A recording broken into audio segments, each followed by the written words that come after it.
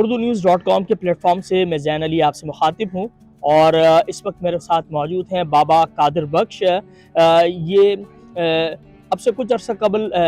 Social media के ज़रिए एक मुहिम चली थी, एक वीडियो वायरल हुई थी मदीना शहर से, जिसमें बाबा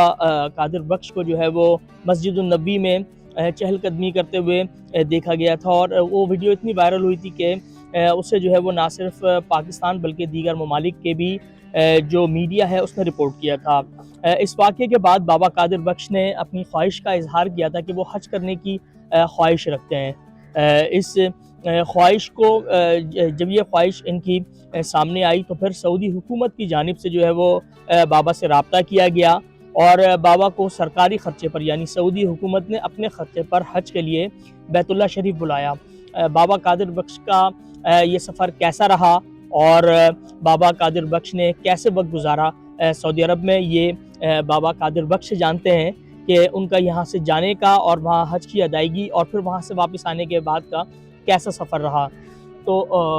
कादिर बख्श साहब, ये बताइएगा कि आप जब यहाँ से पाकिस्तान से सऊदी अरब गए तो आपके यहाँ से हज की अदायगी के लिए जो इंतज़ामात थे वो कैसे शुरू हुए और किसने किए? Gora maira kiatka gora mamula वास्का के ए बादशाह तेरा संभाल गए मनाज को मर्द मागे तकुला दस के बड़ो चगर भी सर है सा गोड़ा हमाया में उठा वास्का तेरा बादशाह लोटांगे मचार दे रोशाइदा भी सीगा गोड़ा ए बचक में पजी है गोड़ा मना टिकट ओके ओके मस्तगा रियाजा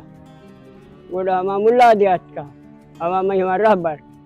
मदश वा होटल भी जी, बात आपने सुनी कादिर बख्श साहब की। इनका ये कहना है कि सऊदी हुकूमत ने इनसे रब्ता किया था और उसके बाद ना सिर्फ ये बल्कि इनके घर के 4 मज़ीद अफराद और एक ट्रांसलेटर भी इनके साथ जो है वो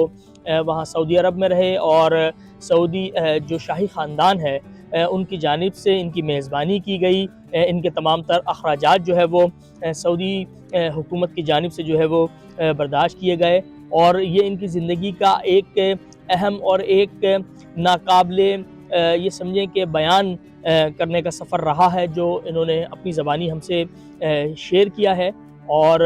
इसी तरीके से मज़ीद वीडियोज़ और मज़ीद तफसीलात के लिए आप उर्दू न्यूज़ देखते रहिए।